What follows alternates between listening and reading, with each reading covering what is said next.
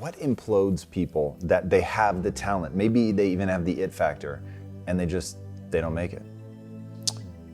There's a thing. There's three real pillars. Do you actually have the talent? Are you a star? A star is going to make it by hook or crook. If they have to sell their last dirty pair of underwear, they're going to make it. They're getting it no matter what, no matter how. Where do I got to go? Where do I have to move? Who do I have to see? What do I got to do? I'm getting it. You ain't going to stop me. Nobody's stopping me. Stars have that ego. And that perseverance, that's what it really takes to make it. Do you really have what it takes to go through and look, I say to people all the time, one of the things that helped me the most, all the no's and the rejections that I got, because it made me get back up and go, okay, what do I got to do?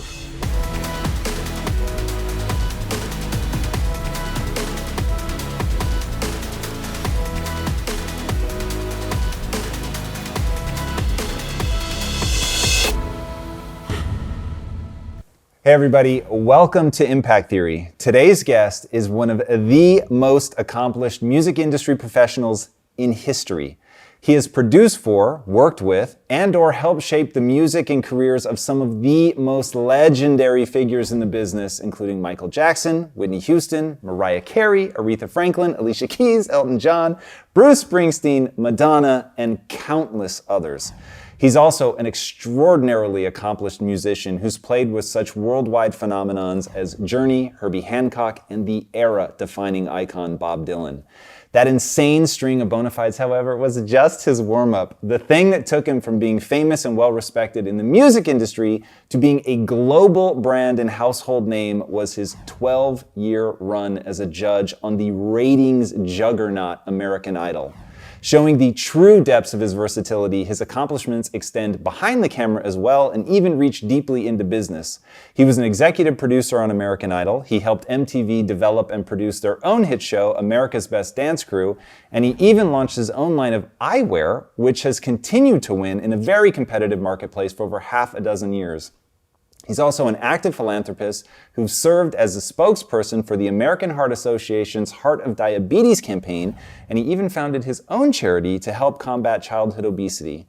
So please, help me in welcoming the man who went from playing music in local clubs to becoming one of the most influential creators of our time, the big dog himself, Randy Jackson. What's up, brother? Tom. How you doing, man? Man, that was quite an intro, man. Dude, your life is crazy. Dude, that was quite an intro. I love that. I was sitting back like, is he talking about me or somebody else? Who is this guy? This guy sounds cool. Man, looking at your bio, it's nuts. Like if you only know you from American Idol, you really have only scratched the surface of what you've done. I mean, you've been at this game for a while, man. Well, it's funny you say that because, you know, Idol was such a juggernaut because it was on twice a week, right? So, and in the height of the show, it was seen by 60 million eyeballs a week. So people would talk to you and they had no idea, they didn't even care what you did before. Yeah. They just only cared that you were on their screen in their home twice a week. And they would talk to me like they knew me. Yeah. And I'd be somewhere and they'd like, yeah, man, but what are you guys going to do with, I was like, what is this? 60 million people, man. Those are crazy numbers. Crazy numbers twice a week. Like that really begins to shape people. It's super fascinating. And the interesting thing for me, because I've gotten to know you a little bit personally, is when you walk in as Randy Jackson. And then you really get to know you and you're like, whoa. But when I leave, who do I leave as? As like a real dude. But here's what I find is super fucking interesting, man. You talk a lot about this, and this is like the real thrust of today's interview, I think. You talk a lot about the it factor. You have that same thing. Like there's something about you, your ability to see talent for sure, but also to be engaging, to like, you're easy to be around. I don't know, there's an it factor. It's really fucking fascinating to see. And I wonder how much of that is to see it like you have to have a bit of it. Well, I think it's a bit that, Tom, honestly. And I think, look, the funny thing about me with Idol, about this kind of a show, I was an A&R guy. Kyle and I were A&R guys. So exactly what the show was about, that's what our livelihood, that's what we did for like 20 years. So we would find, discover, shape, develop talent. The show's about finding, shaping, discovering, selling, you know, figuring out how to make talent work. But for me, it was even fivefold because I was that kid before I became the guy doing that. I was the kid in Louisiana, Baton Rouge, trying to make it, playing in bars. I must have played 1,000,000 bars before I ever made $4. So I was that kid struggling, trying to figure out how to make it. How do I get people to pay attention to me? I remember we were on a tour, we were playing like Holiday Inns, and people would not even give us any attention in the bar. And we go like, okay, so what do we got to do to get people to even turn around and look at us and notice that we're here? So all of that really helps to shape you and helps to show you that, okay, wait a minute. I need to do something compelling, interesting, and great for them to notice me. How do I get noticed? Yeah, it's really interesting. One of the most fascinating music industry stories, and you probably know a lot more about this than I do, but the Beatles in the German years. And it's like how you never hear about that, but it was like they were there for like a year or 18 months or something, playing 5 shows a week. I was like, that's an insane amount of practice. Well, cut to that. That's where First and Sync and Backstreet broke. A band from America put together in Florida. That's where they broke. First was in Germany. So Germany is a very interesting marketplace. It's like probably your second largest market in Europe. Wow. Yeah, which most people don't realize. What I like about the Beatles story is the grind of just like clocking the hours, putting in the time. You've talked about the Beatles really interestingly saying, hey, look, they didn't blow up because they were the cutest guys around. They didn't blow up because they were super charismatic. They weren't even the best musicians, but hot damn, did they write good songs. Well, that's the key. I mean, I talk to people all the time. There are new artists out there every day trying to make it, trying to figure it out. There are people still on the charts. People say to me, well, why didn't so-and-so fall from grace? What happened to them? I guess they didn't have compelling, great songs. So when you look at the Beatles and Motown, probably two of the most prolific writing catalogs ever in the history of recorded music. I mean, what did the Beatles have, like 70 number ones? This is unfathomable. So, I mean, most people are trying to have one in their lifetime. It's 70. And they just keep coming. So that in itself is what keeps you there. I want to go back to Baton Rouge. You're 13. You're sneaking out of the house. You're playing in local clubs. What is the price of greatness? I have the chills. What's the price of greatness, man? Because what you've built in your own life, I'm sure that some percentage of it is you just have an eye for talent. You were born with it, you can hear it, whatever. But there's way more than that. And I want to know the way more part. Well, the way more part for me then was you're kind of young, dumb, and stupid, right? Hey. You have a desire, you have a passion, you want to be in music. The only way to play music is, for me, I wanted to learn from all the people that were older than me and better than me. Because people my age were doing the same thing I was doing. So for me, early on, it was about who's the best in town, who's doing this, where do people listen to music, where do they consume music, how do they consume the music? Let me go to the bars and the churches. I want to see that spirit take hold, take shape. And the bars were interesting for me because I wasn't supposed to be there. It's where all the older people played, and these people would, the eagle flies on Friday, they get their check, and they got the money, and so they live in high that Friday night. Buying drinks, partying, my God. So what was that about? So as a kid, being able to have that advantage, and the hood is very creative. So growing up in the hood is very creative. Playing bars in the hood is very creative. I mean, it's probably not that many cops checking in on the bar in the hood to see how old are the people in here, you know what I mean? So it was just, and I didn't really know any better. I thought probably every kid did that. But the fact that I was chosen to play with the adults in the bar, I was like, wow, this is so cool. How much were you practicing at the time? I was practicing a lot, at least a couple hours a day, but I was playing sports. I was in bands in school. I was playing in a church band. I mean, I was doing everything I could. I was trying to immerse myself in it. You were once asked, like, what's the secret to success? How do you end up doing this? And you said that people had to learn everything they could. They had to show up at the right time, knowing the right things, and they had to persevere and stay humble. Why is that the magic cocktail? Because you're going to learn everything you can, even stuff you don't think you need. The average kid that goes to college is saying to me, my own kids would say to me, Dad, why am I learning this? I don't need this. A kid just said to me recently, I'm going to Berklee School of Music, but I want to be in a Stones band. The Stones like 4 chords, man. They're like a bluesy rock band. Why am I in Berkeley? So listen, you never know when you're going to need that because you're now getting high-level information. So maybe you can't repeat the Stones because nothing repeats. But maybe with all the learning and all the knowledge you're going to get, you can become a new version of the Stones. So now you've built your own brand. So this is how you become unique and different. But you need that information sometimes because you never know where an idea is going to come from. So a carpenter doesn't come to the house with just one nail and one hammer. They come with a bunch of tools. So when you learn all of these tools, you bring these tools with you and you say, for this job, you know what I'm going to need?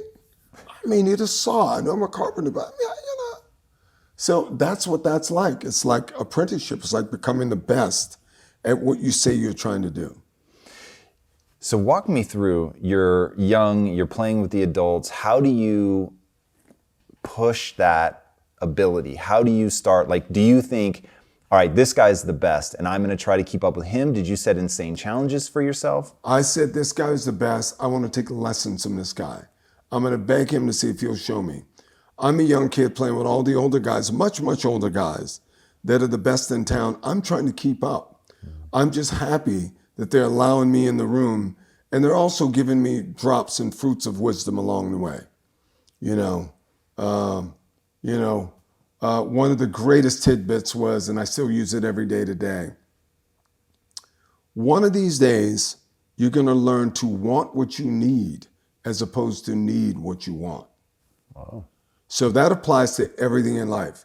Relationships, music, work, jobs, everything. What do I need to survive? What do I absolutely need? Because the want changes every hour. We want pizza today, tomorrow it's pasta, the next week it's sushi. Next day it's like we want onions with tomatoes. You're driving yourself crazy with this want thing. The average person buys a car and 6 months later, I should have gotten a blue one. Well, maybe I'll get a different color next time. Yeah, I feel the same. Now in my life, I feel the same thing with houses. You get a house, you go, I don't know, it's cool. Maybe a couple of years, I'm going to move. So that want is never quite satisfied because it's a fleeting thought that's going on in your head. And you just, it's also attached to sensationalism, which is king and queen of America.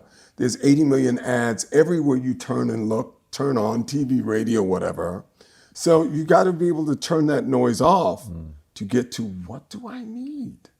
Talk to me about that as a process. How do people actually do that, especially now as it's escalating, it's getting worse? And this is Social media is the king of it. Yeah. It's everywhere. It's telling you who you should date, who you should marry. It tells you everything you should do. Tom needs a girl like this. So how do we turn it down? Well, I think you have to be able to turn off the noise. You have to be in a quiet place, and you just got to really get into yourself. One of my big things in life now, people actually have no idea who they are. So if you don't know who you are, and I know people 80 years old that don't know who they are. I know some 80-year-old boys that still haven't turned the corner to man. So if you don't know who you are, how can you know how to navigate your life? So one of my other phrases in life that I love now, this is your mission, Tom. Should you choose, you, Tom, nobody else, you choose, not your parents, not him, you choose to accept it. Do you know who you are and have you accepted that this is who I am? This is what I need. Most people don't even think about that. I see people getting married early and doing all this stuff, and I see the relationships don't work. I see the music thing doesn't work because they have no idea what they should be doing. People would come into idol auditions and they would rattle off, well, I do kind of blues, opera, gospel, country with a little bluegrass, with R&B. Wow. We go, wow. Okay, great. Sing for us. We go, of course. Right? You're not building a brand. So how do I find what my brand is and how do I go about marketing? Because as an A&R person or as a producer, the great ones do, they'll meet you, Tom, and they'll go, Tom tells me he wants to sing R&B. But you know what Tom does best? Tom's a polka singer. So I'm going to produce some polka on Tom. Like magic, it happens. Because you have to put the best foot forward. You have to find out what you do best. Because everyone thinks they do everything great. Well, I could do this, I could do that, I could do anything. And then you get the whole parental thing with most kids. You can be anything you want to be. No, you can't. I want to be Bill Gates. I'm not. I don't think I ever will be. I want to be him though, bad. That's so interesting. Go deeper in that. So what do you tell your kids? Like, legitimate, Dad, can I be anything I want? Find No, out motherfucker. what you're passionate about and live it like there's no tomorrow. Learn everything you can about study. I don't care what it is. I don't care what you want to do, but do the hell out of that. What is doing the hell out of it? Like, and this is Learning part of, everything Yep. you can, going to conferences, listening to people, immersing yourself in, I want to be a nutritionist. Immersing yourself in nutrition. Go all the way in. Yeah, that to me is when I look at your life and I think back to the kid who's on the stoop in Baton Rouge, listening to people play, drinking it in, finding the people that are good, taking the lessons. Your whole thing about humility and ego being the big problem that really fucks people up. It's really interesting, and it begins to put in my head this image of you as this person who, one, has the clarity, you know what you want. Two, you have the drive to actually learn the things that you want to learn. And then three, consistency, man. And Tom, I didn't always know. I mean, I was a young, dumb, stupid kid, but I had a passion and a desire, but I made a promise to myself, I'm going to find out. And smart people do something very interesting in life. If you don't know, ask someone that knows. Don't just ask somebody else that probably doesn't know that your age and whatever. Ask somebody who knows. Find somebody successful and say, how did you do it? Really listen to them and take that in because they're where you want to be. So playing with the older guys, they were where I wanted to be. So I was aspiring, looking to them. It's like, what's the Maya Angelou quote? Be the change you seek. I want change. Yeah, well, I don't want to change. Wait a minute. What are we doing? So you can talk yourself and tell yourself a bunch of things.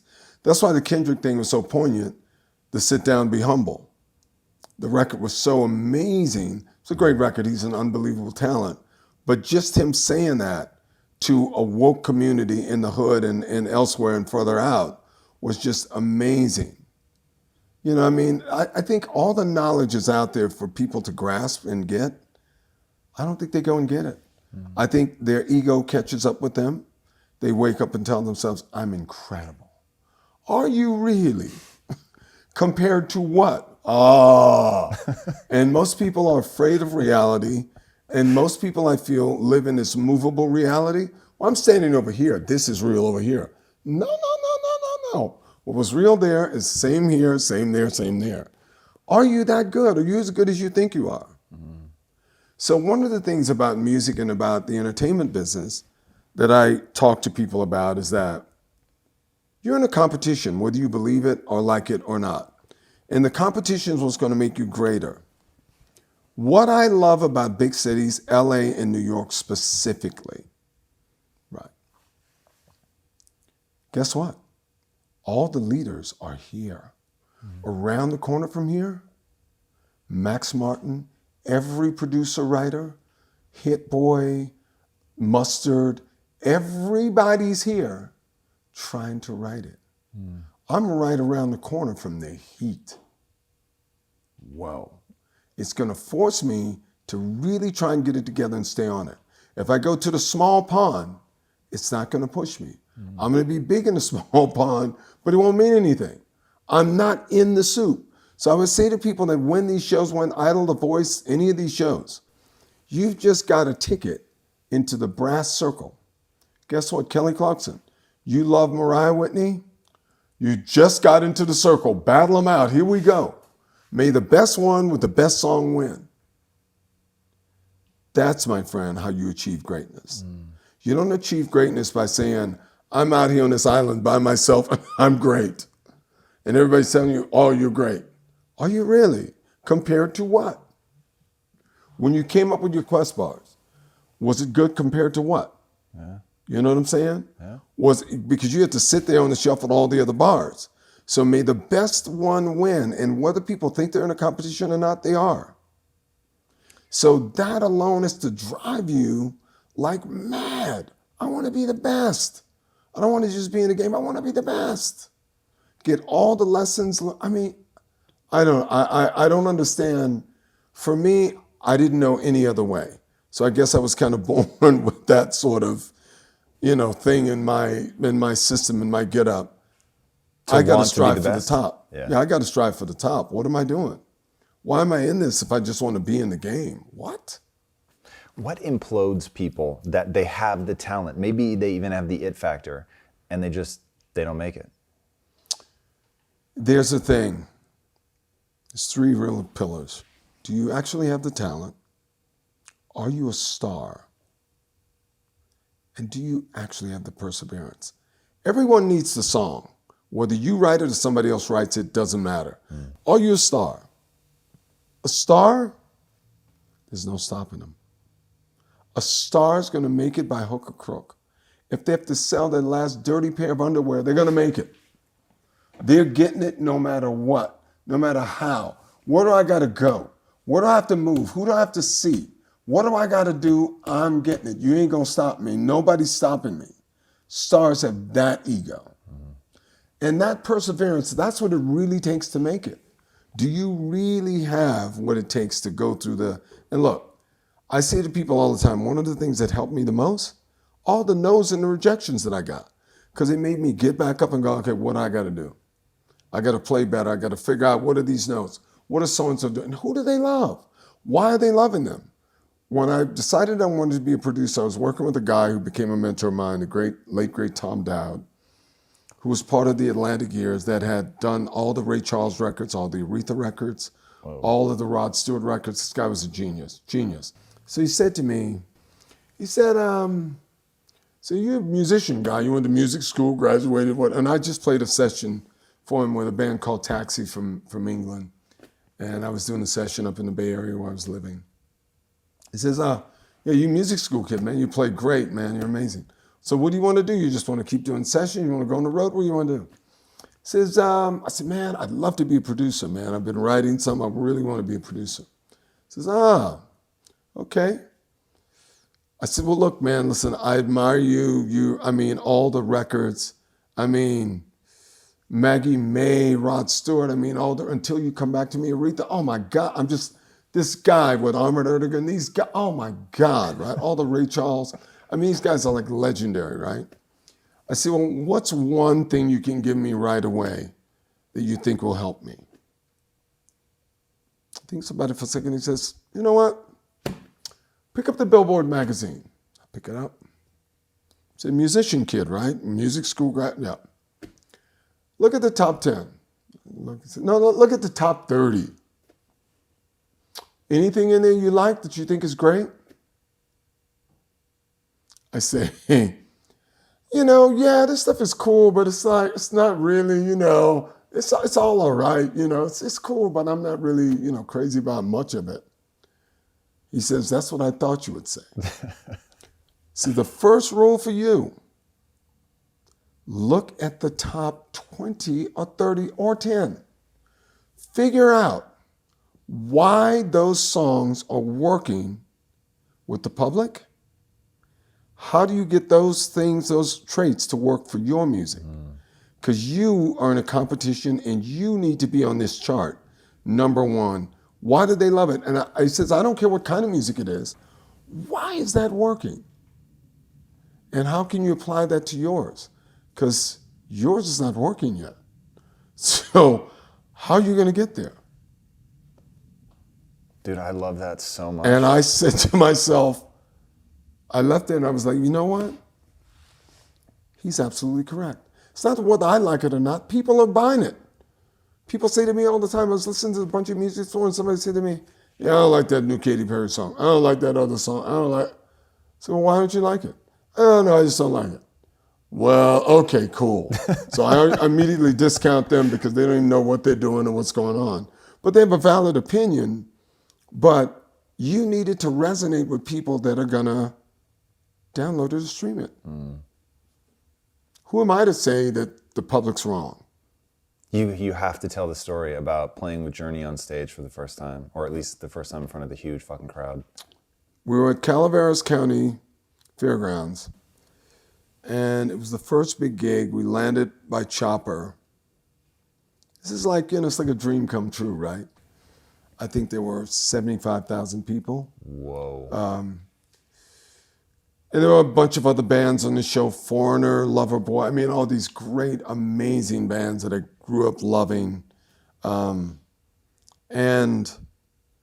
man, it was like the ultimate dream. You're like, I remember, I still get chills thinking about it. The last song in the set was Faithfully. I remember standing on stage playing and thinking to myself, wow, this is what it's really about. Because 75,000 people were singing every word to that song. You hold the mic out. Highway run. They were all singing all the lyrics. And I was standing there and there were tears. I get choked up still thinking about it now. Tears running down my face because I'm thinking, this is it. It's not money. It's not fame. It's the true connection with the human spirit. This is what it's all about. Whoa. Music to soothe the savage in us. This takes you back to the beginning of time, the beginning of music. This is it. People loved it so much that they learned every word and every melody. Now you've made it. Forget the money, the private, forget whatever.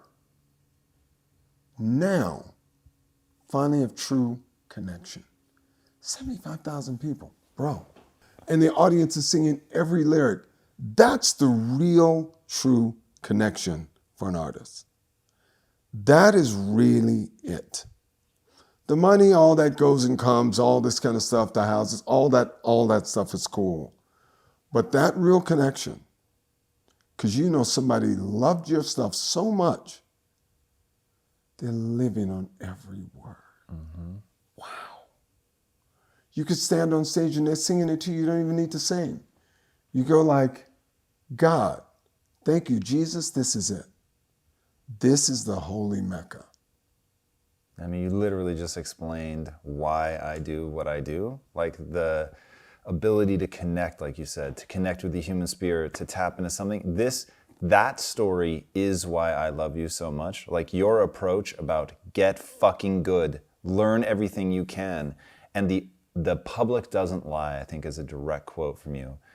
And I thought that's so interesting. And when you think about this notion of the public doesn't lie and like, what's the organizing factor? I want to be famous, I think, and like I'm some upstart musician. I think I have it and I'm chasing something. And your whole message is your job is to get so good that you can create something so beautiful that it connects with that many people at such a deep level that it starts to become a part of the fabric of who they are. And that's like, God, man, we all have those songs that are like, they're a part of us. Great music is timeless. The Beatles, timeless. Motown, timeless. Journey, timeless. Zeppelin, timeless. It's music from 50 years ago. It still sounds fresh and new today. The other thing what happens that I think prepares you when you learn everything you can, Tom, you're able to start to concoct your own brand. Nobody wants another one of anything else. Who are you? What are you giving me that I don't get from somewhere else? So I say to every artist, people say, well, how do you decide to manage people? What do you do? See, I meet artists and I go, why do I care? Why will anyone care about you? I'm great. Oh, okay. I can dance. Oh, okay. I'm beautiful. Oh, there's none of that in the planet. Oh, okay, great. That's not going to do it. What are you giving me that nobody else has given me? What's special about you? We each have something. Spiritually, God has given us all something to get through this life differently from the other that's better than the other. It's up to you to find it.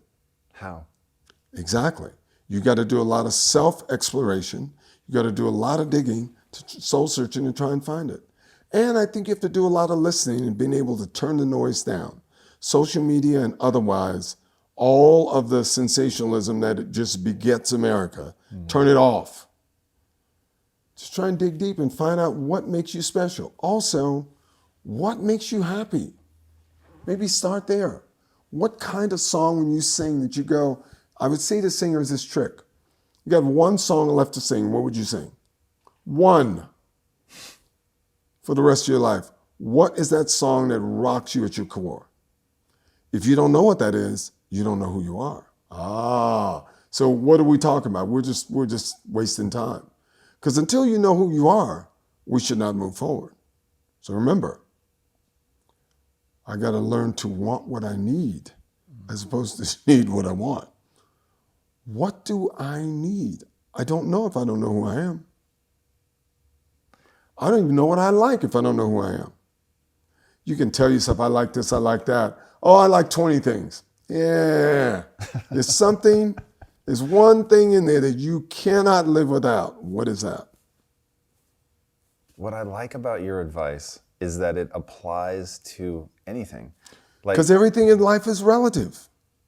It's life.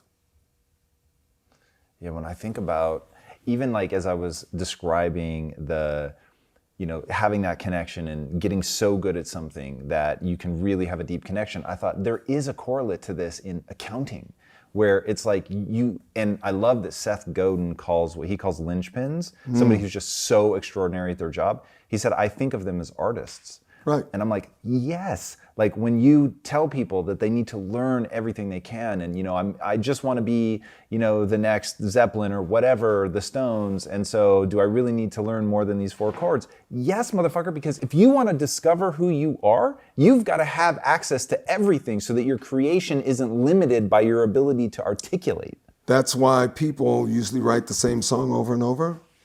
They don't know anything else.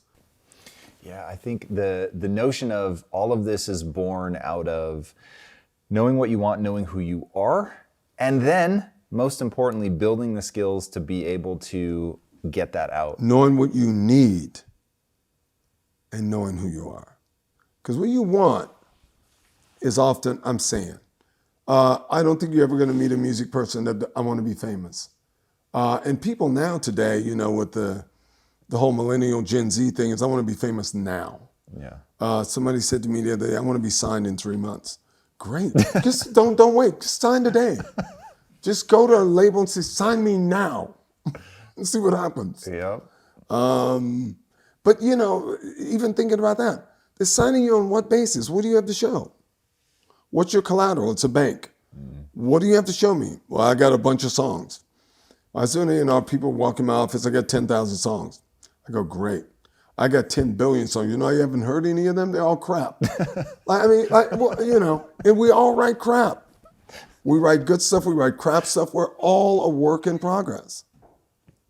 I mean, if I'd have had these songs and all of them would have been hits, we probably wouldn't be sitting in this office.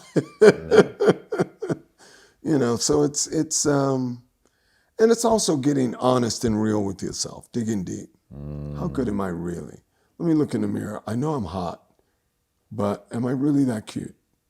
I'm just really being honest with yourself. But the stars, my friend, they are the equalizers. So when I was doing A&R, I only looked for stars. Today, people say, well, why is rock music not prevalent and why is R&B not prevalent? There are no stars. The stars today are in hip hop because these are guys that give zero fucks. Kanye doesn't care what anyone thinks but Kanye. That's the mark of a star. Do you think Mick Jagger cared what people were saying about him? Hell no, this is what I'm doing. You think Bowie cared? No, you think Prince cared? Oh my God, I'm gonna wear this G-string with these high-heel boots with the fishnets and this cross and I'm gonna rock it hard. Yeah. I know what they must be saying. I don't care. You had a really awesome quote. You were talking about these people that want to be stars, but they don't even love themselves. And you were like, Meghan Trainor, Adele, Ruben Studdard, people that the outside world was like, you're too big for this. Like, no way. Kyle and I would say to people that would come in on Idol, and somebody would go like, well, no, I really got to lose weight. No. Don't let that become you. Don't let that shackle you in a weird place. A star is not about the weight. Meatloaf was heavy. He was a star. You see what I'm saying? So it's it's less about how you look, and it's what do they say? That's that chutzpah. It's that je ne sais quoi. It's that special something sauce that you got. Yeah. Hey man, you know we know people that can sell sand to the beach. That's a star. Beach already's got enough sand. I got some more sand. It's blue. Well, we don't have blue. Let me take some. Yeah, these are the stars. Because as an artist, what you're out there doing is selling your wares, aren't you? Mm-hmm. So people think I'm on Instagram and I've taken everything off. I mean, I used to be on too. I had 100 million followers because I was just posing in my Speedo. And guys, these are Speedos that Tom made for me. Tom, before anything else, was a Speedo maker. The best of the best. Loud orange and electric green. But no, I mean, listen, that'll only get you so far. That'll get you people wanting your body. This does nothing for your talent. Doesn't mean anything. Doesn't translate into sales or anything else. Just translate into people wanting you. Got your clothes off. Yay, I got 10 million followers. Yay. What are you going to do with that? Give people the breakdown between a pop star and like just raw, unadulterated star performer. The best star in the world is the star that has commerce. That's what I like. Meaning that you're a star, you give zero fucks. You do what you beat by your own drum. You look to be unique. You don't care what people are thinking. And you strive to be the best. And you persevere, you never give up. That's a real star. And if that star is commerce, then it's all the better. So when you look at the legendary people of our time, the Marleys, the Jacksons, the Princes, the Bowies, the Jaggers, the Steven Tylers, the Axl Roses, I mean, just Zeppelin, Hendrix, just go down. I mean, there's trillions of them. The Beatles, Motown, James Brown, just keep going. Whatever, the Eagles, just whatever. These are these artists that also have commerce. Now, there are a lot of pop stars around today, and there always has been since the beginning of time. The pop star, somebody tells where to stand, what color to wear, what to do. It's almost programmed almost as if it's a robot. Successful because success is really more about the song, but a career is about the song and the artist. The longevity is about the artist. Listen, everybody in this room, we could find a song and put it out under any kind of name, the Truggles, and it could maybe become a hit if the song is great. Because the public doesn't really care who's doing it. They just care about the song. But the real public cares about the song and the person. Hence, U2 doesn't have to put out another record and they could play stadiums. Wow. And their career's been going 25 years and counting. That's a career. That's a real star with commerce. So, you know, you can become a pop star and you're just programmed to death, but that's only going to lead you so far. Yeah, one thing I heard you say one time, and I thought it was so on the money, and it was so revealing, and it like was one of those, I'd never thought of it before, and then as soon as you said it, I was like, oh my God, is that the star is somebody who can reveal the depths of their emotions. Like, they're not the robot. They're almost peeling themselves bare before you in their performance. And so there's that connection that you talked about earlier. As a singer, as a musician on a stage, you could be wearing 18 bear rugs, you're nude. The public is picking you apart to shreds. His eyes are too close together. Her knees, she's knock-kneed. She's goofy and tall. Her teeth are crooked. I mean, I don't like his ears. They're too big for his body. I mean, they're ripping you to literal shreds. So you better have some stamina and you better be able to take the heat or get out the kitchen because they're coming for you.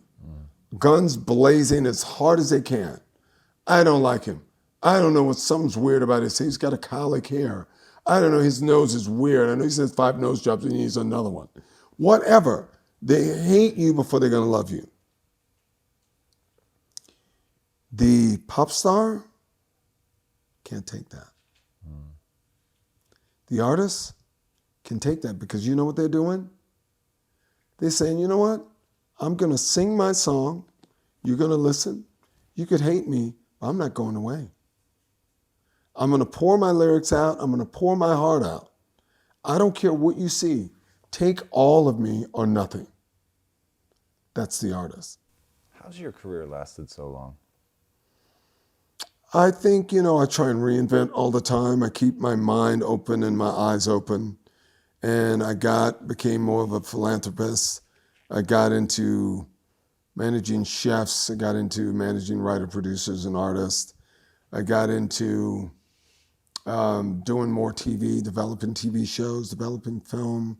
Got into selling products on my own with other people. I became interested in other things because when you're an artist, the great artist, Tony Bennett, one of the real greats, who still to this day at 90 whatever years old he is, will out-sing almost every pop star on the planet. He still gets up into his 2.5 hours, singing at the top of his lungs. Brilliant. Everyone should always go and see him. He's also a magnificent painter. So when you're an artist, art is not limited to one thing usually. That may be the thing you're best at, but there's other interests, So I think it's about furthering that, and I grew up really loving evolution of the man. What do you mean? I did that. Now I'm going to be like Tom. Tom, what do you want to do next? Did that, conquered that, did what I wanted to do, and what's my next challenge? How do you stay hungry enough to pursue that? Something new is so difficult. It's always difficult, but that's what drives you, right? That's what drives me. I love building. So if you were going to ask me what my real sort of secret passion is, building is the core of it. Yeah. But if I were going to answer a question around drive, I'd probably give you a different answer. What would you say? In truth, I have built a value system, and part of that value system is impact. So I have decided that it is important to have positive impact in the world. And I've built that up with such importance and fervor in my mind that when we exited Quest, my wife and I, we just never needed to work again. Absurdly, right? Buy an island, like that kind of never need to work again. And that wasn't like even a real consideration. It was, what do I know about myself? You talk about know thyself. I know for me, whether this is good or bad is somewhat irrelevant. It is critical to me to matter. I don't need to be famous. I don't need to be visible. I need to be doing something that matters. That is so crushingly important to me that it borders on pathological. Well, I think that's the same thing for all of us, right? And for me also, it's also paying it forward. It's seeing the diamond in the rough and going, nobody's seeing it. That could be amazing. But it's what I say to every artist. Are you willing to listen, or do you know everything already? If you know everything already, good luck. Hopefully you have a good life. If you're willing to listen and do the work, possibly I can help you. You have to be open and humble, still very compassionate, but being able to grow. Nobody's born with the whole thing. A ton of people helped me along the way. I'm sure a ton of people help you along the way. For sure. So now you're doing that through your impact theory. I'm doing that through everything that I do. It's what we do. It's like not working is not an option. It's what I do. It's what I love. I love learning. I love exploring. I love teaching. It's what I do. Why are you so focused on helping kids? Because I think they have no real barrier of entry. When you're an adult, you have a bunch of options. You're an adult, you can work various jobs, you can do a ton of things, you can move cities, whatever. Kids don't have that option. They have their parents that love them, that want to see them do well, but they don't really know the business usually. So you need to, somebody needs to help. So it's one of those things. As I say, a lot of people helped me, man. They didn't have to. They saw something in me I'm not even sure at the time I saw in myself. But the fact that they could see it, I mean, look, playing in those bars with the older guys, what in the hell? I didn't do. I'm like, what? Dude, what was I doing in there, man? Like, I don't even know, man. I don't even know what that was. You know what I'm saying? Like, I mean, you feel me? Like, I mean, what am I? I'm like 13. These guys are like 40-some. They're great. Like, I mean, I thought I was pretty good, but I didn't have, but yeah, I mean, but seeing how they connected with the music and just sitting there firsthand with them was just so golden. Seeing how people would get up and dance, how the music makes them move, and You feel like an example to me of when somebody really finds what they want to do, what makes them come alive, and they just went all in. And that's like my real secret hope for people, is that they can create that in their life, that they can build into their life something that they love the way that you love music. But I love that your message always comes back to learning, hard work, perseverance, get after it. It's not like, oh, I was born with this and that was that. not enough. It's not enough. And you're in a competition, whether you want to believe it or not. You are. You're being judged. People judge you. We say, as an artist is climbing to the top, everyone's cheering them along like it's the Rocky story. The butcher's going to beat the champ. Yeah, go, go, go. Once you get to the top, oh yeah, he sucks. I'm over him, you know what I mean? That's when you know you've made it. Yeah, they've fallen off, dude. They're not even with it anymore, man. You know. Yes. It's kind of funny. I have to ask, what's the one song, if you could only ever play one song again, what would it be? For me, Yeah. what's the one song?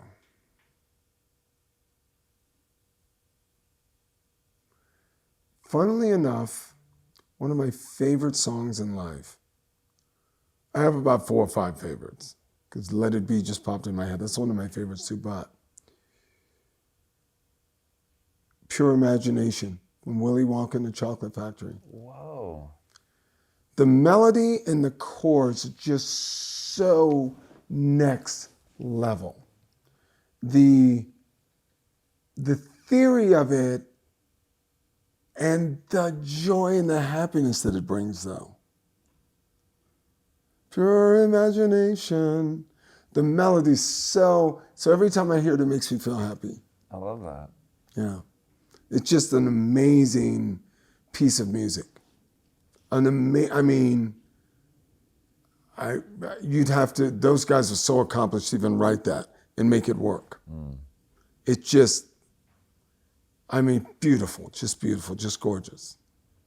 Your world is beyond interesting to me. Tell these people where they can dive into your world. Where's the best place to follow you? To dive into my world, you can connect with me on my socials. And everywhere you see me, I'm there everywhere. I try and fly under the radar a lot lately, but Tom's making me come back out. Watch Impact Theory and you can find me. That's good advice. All right. What is the impact that you want to have on the world? I want to help be the change. I want to help push people to their greater, highest good. I respect it. Randy Jackson, thank you so Thank much, you, brother. man. That was absolutely Thank you, incredible. brother. Guys, do yourselves a favor. Dive into his world. See the way that he responds to music, the way that it moves him, the way that it is him. You want to build something like that into your life. It will change you forever. Go hard, y'all. Go hard or go home. If you haven't already, be sure to subscribe. And until next time, my friends, be legendary. Take care. Randy, you motherfucker, that was awesome. Dude. Thank you so much for that. Insane. Definition of success too often is whoever has the most toys wins. Whoever is the most poppin' wins. Whoever has the most likes on Instagram wins. And I think we have to change our definition of success. For me, success is doing what you love for a living.